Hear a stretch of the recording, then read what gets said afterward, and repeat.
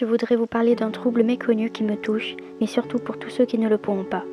Le mutisme sélectif est cette forme de phobie sociale qui est extrême au point d'empêcher le moindre mot et même son de sortir en dehors de chez soi.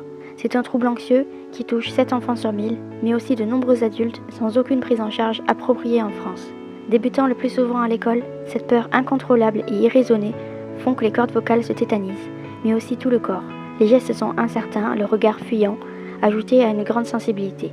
À la maison, c'est comme si on devenait une autre personne, libérée d'une emprise invisible dont on ne trouve pas la cause. Méconnu de la majorité des professionnels de santé, le parcours est long et semé d'embûches pour trouver des solutions.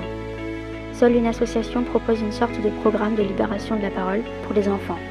Mais que faire de tous ces adultes retrouvés démunis dans une société où la communication est la base? Comment expliquer aux gens qu'un silence n'est pas toujours volontaire? Comment s'intégrer quand la différence est source de jugement?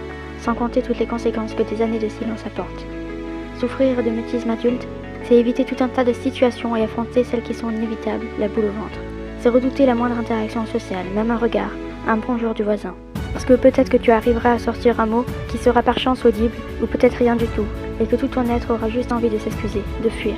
C'est se retrouver isolé socialement et trouver dans les réseaux sociaux une forme d'expression libre qui fait autant de bien que de mal.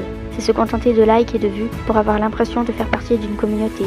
C'est trouver sa place à sa manière et partager dans des textes sa voix comme pour l'apprivoiser et faire un premier pas.